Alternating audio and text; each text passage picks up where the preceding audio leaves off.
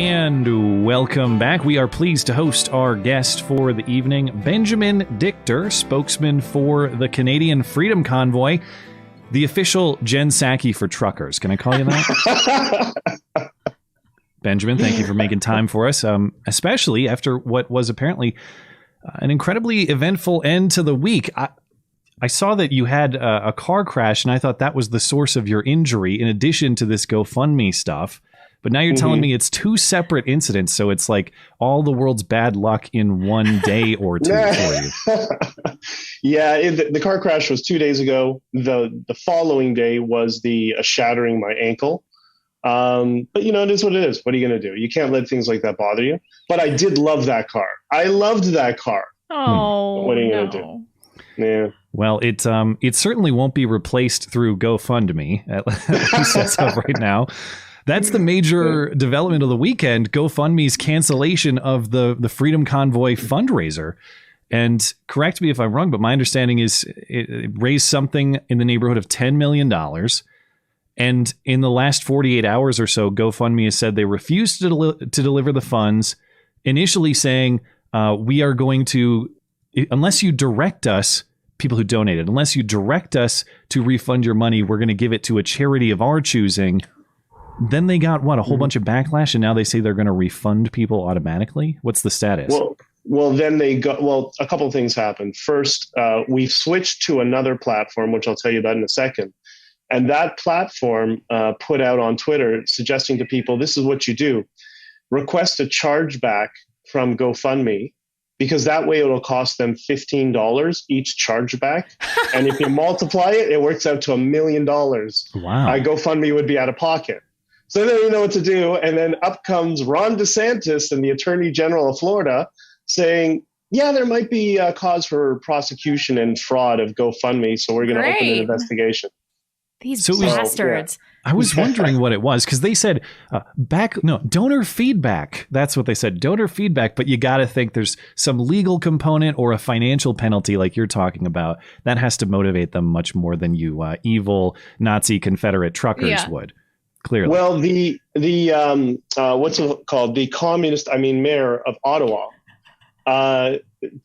he's an idiot, but he went onto Twitter and he posted that a thank you to GoFundMe for listening to the City Council of Ottawa's concerns and for canceling the GoFundMe campaign.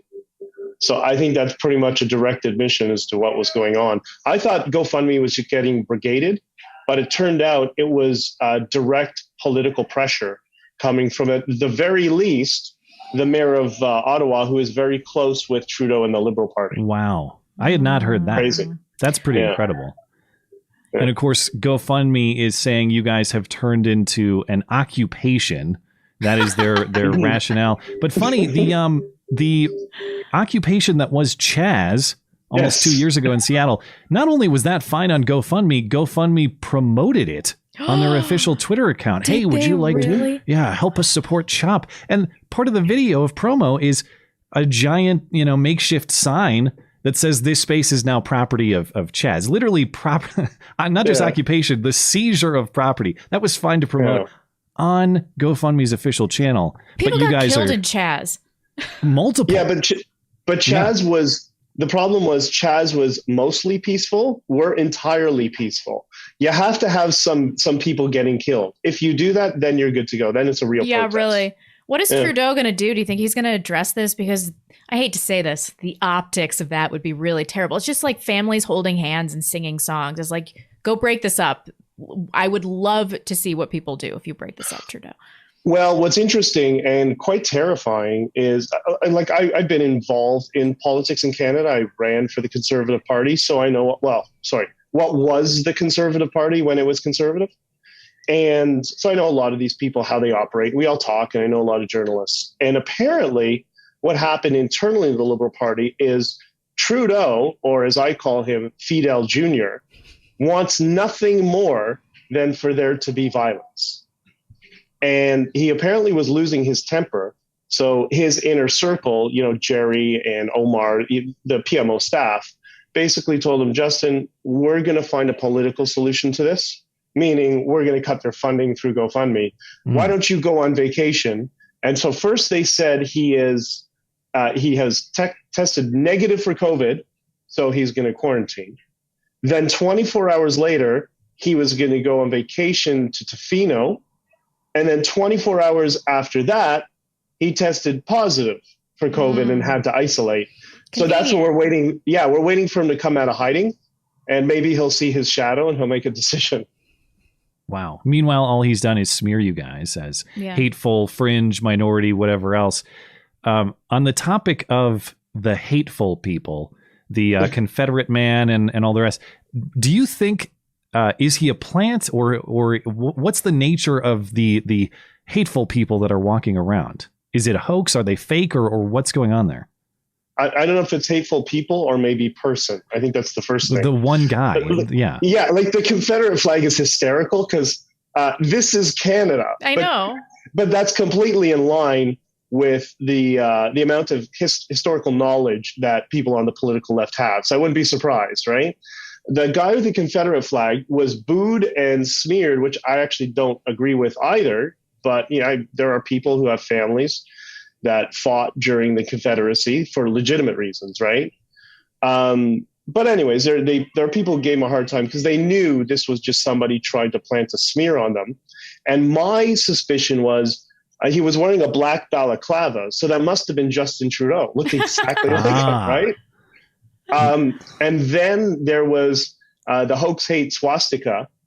Yeah. And it was some guy in the back of a truck in a far parking lot, nowhere near any of the protest areas. And it just so happens a guy was taking a picture who looked exactly like Justin Trudeau's chief photographer, like twins. It's amazing how that happens, right?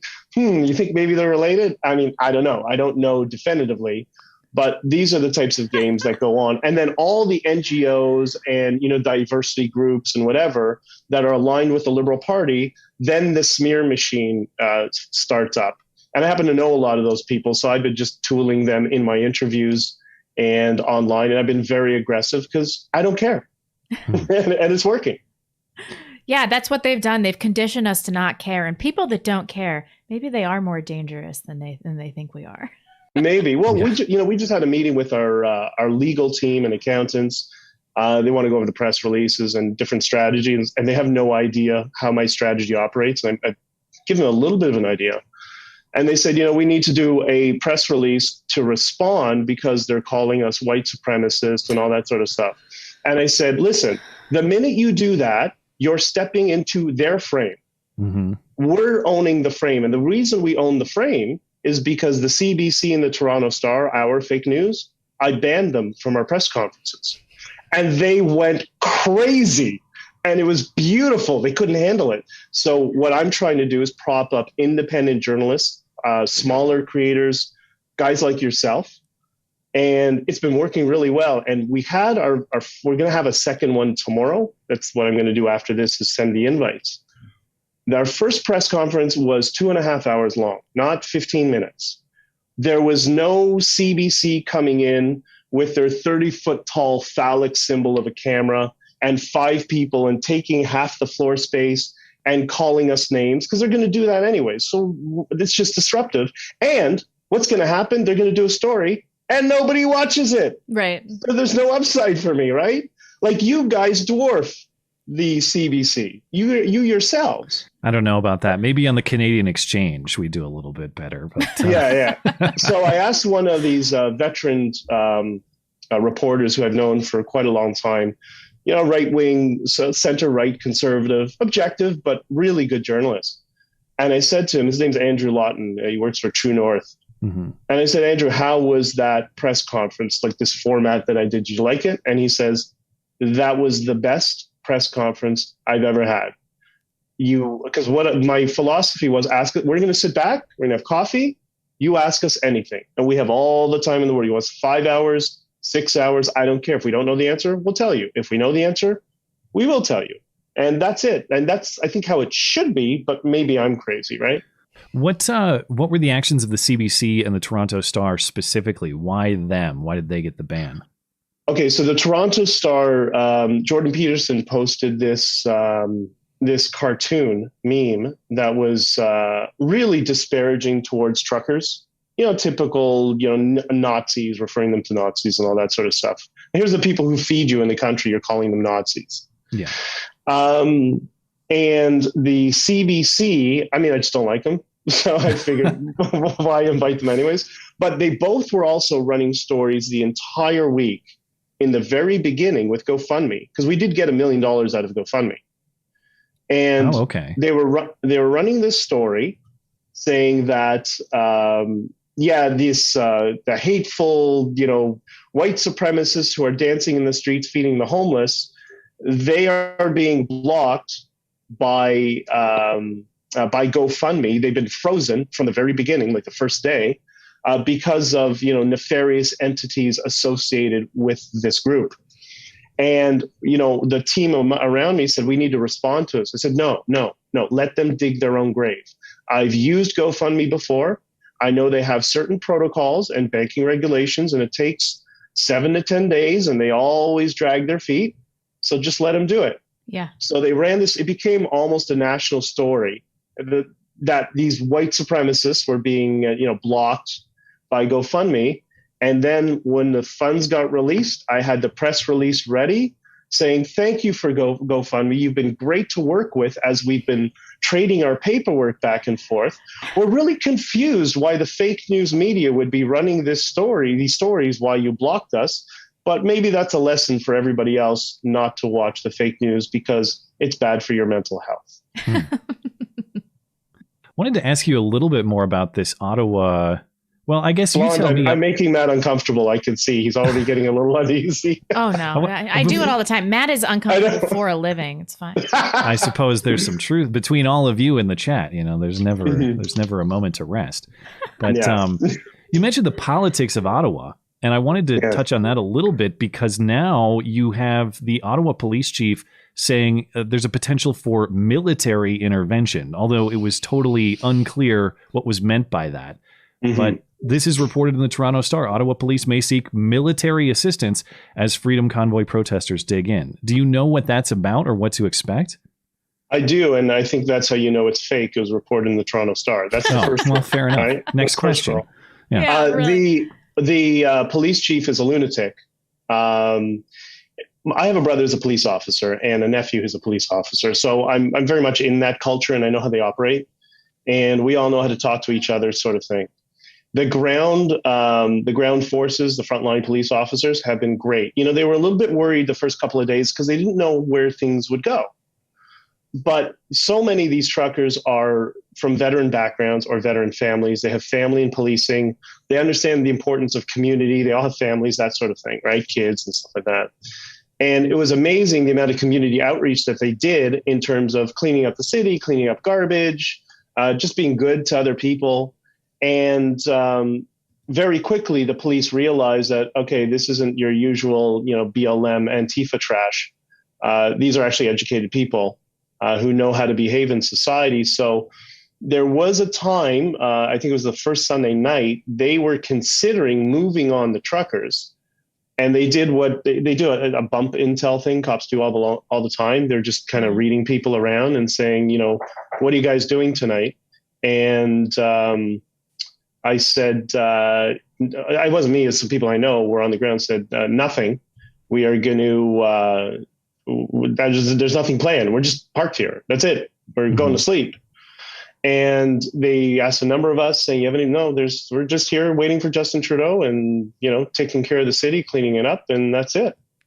So the police realized very quickly that, okay, this isn't a, mostly peaceful protest. And they backed off. And 30 minutes later, the few battalions that had been lining up just got in their cars and drove away. It was amazing. It's been quiet ever since. Well, now you got the chief threatening to investigate and prosecute any of those friendly cops. They can't bring you food or water or anything like that. What would be the crime with which to charge them if they did bring you a sandwich? I don't know. I have no idea. I did put on Twitter a prediction. My prediction about Aaron O'Toole, which we can talk about later, was correct. And I think this one will be correct. I basically said the soon to retire to be home with his family police chief of Ottawa is likely going to take early retirement.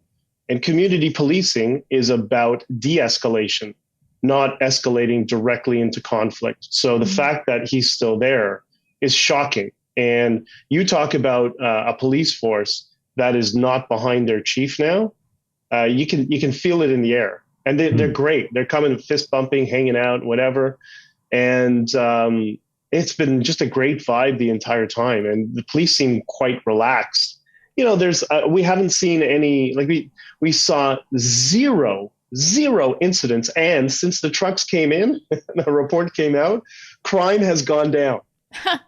Wow. So, yeah, it's amazing. Well, that's an obstacle for the narrative, I suppose. Before we run out of time, I want to make sure that people are aware how they can support you. If perhaps they've already donated to the GoFundMe and they get refunded, or if they haven't supported yet and they want to know how to do that now that GoFundMe has ended your relationship. What's the best way to do it? Well, we switched over to Give, Send, Go, which is a competitor to GoFundMe. Smaller operation. We know the CEO personally, and he set up the Give, Send, Go for us.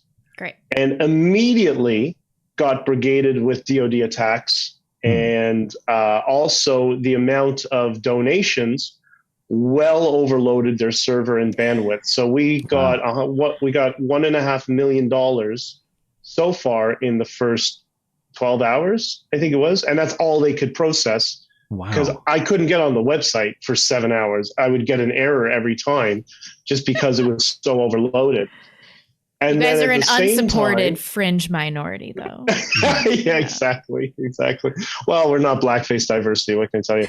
And we also have a large number of people. I mean, they see on my profile, I put Bitcoin, and then in the Bitcoin space, by the way, buy Bitcoin, guys.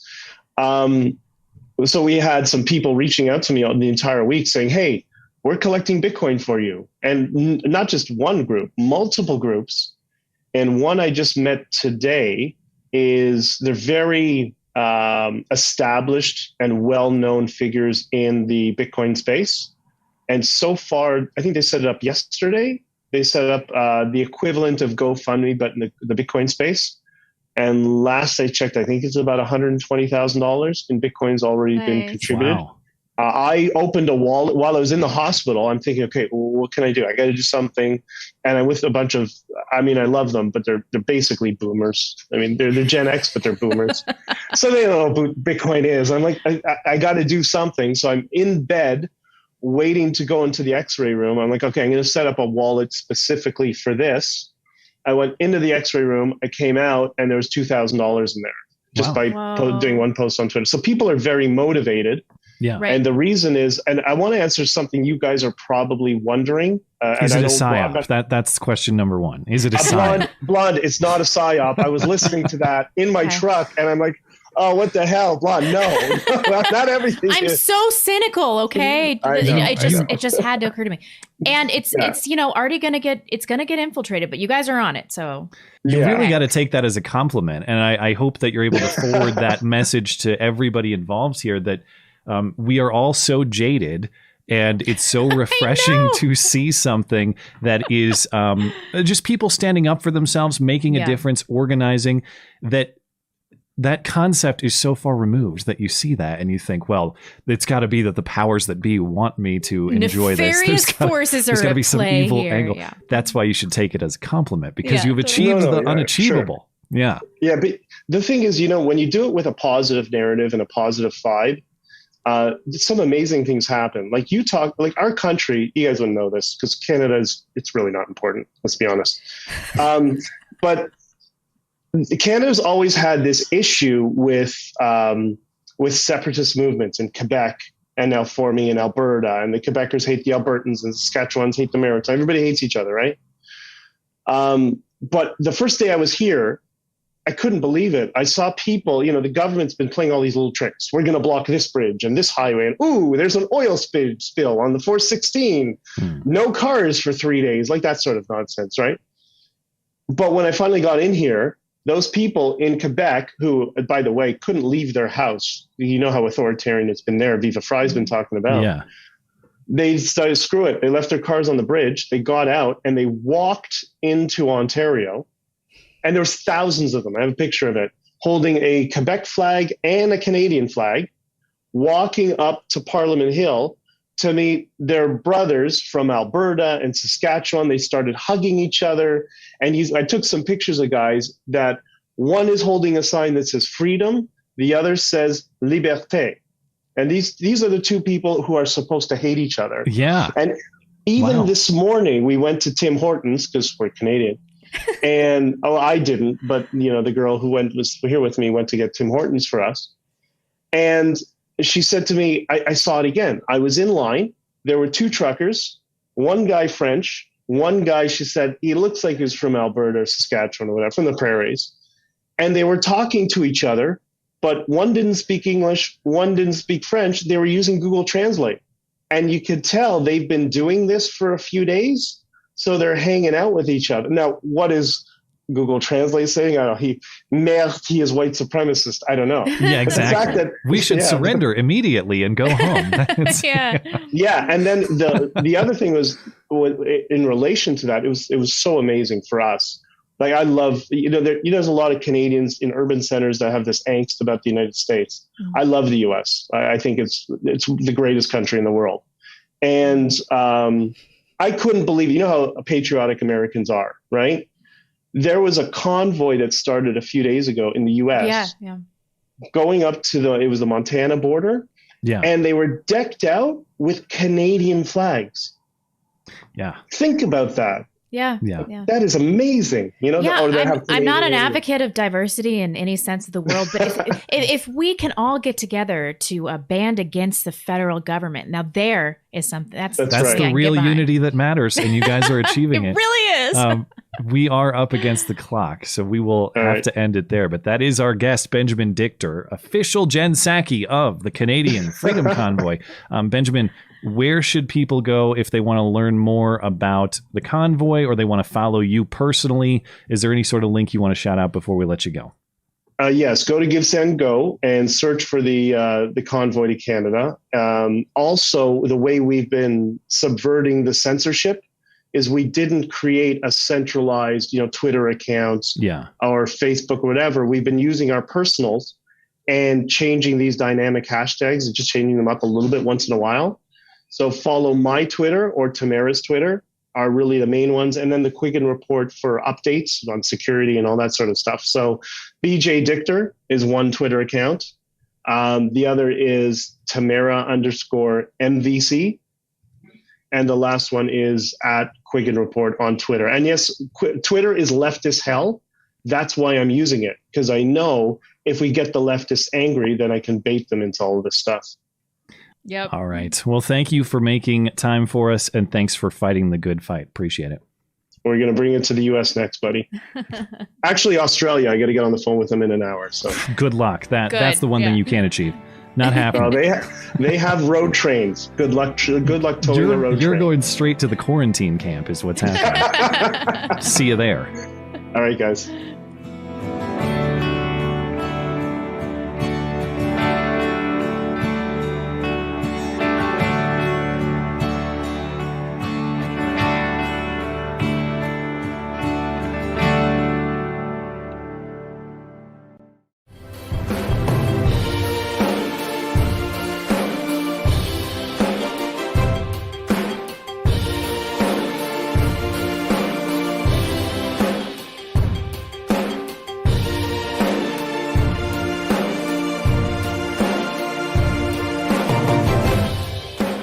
Thanks again to our guest, Benjamin Dichter, spokesman for the Canadian Freedom Convoy. I have posted a link to the Give, Send, Go account for the Freedom Convoy atop the description. If you're able to support, that's great. It would be nice to make sure that the Freedom Convoy doesn't lose money because of this GoFundMe fiasco, but really. But we'll see what we can do. It looks like they've already raised creeping on $4 million just in the last 48 hours or so. Do you think this chargeback thing is going to hurt GoFundMe? Well, they've averted it, I think, by automatically refunding. But I guess if people preempt that, if they do it before, that's what he was saying, right? I guess maybe I misunderstood. But I mean, what they're doing, what they originally planned to do was outright fraud. What they're doing now is just a walkback. Just really sketchy. So they baited you on fraudulent terms. I don't see a problem with doing a chargeback, but yeah, that's awesome. But if you do head over to the Give Send Go page, understand it is very high traffic and it has been targeted with DDoS attacks, trying to boot it offline throughout the weekend. Looks like it's working right now, but if it's not working at the moment that you try, just give it a refresh. Try back a little bit later. It should be working. And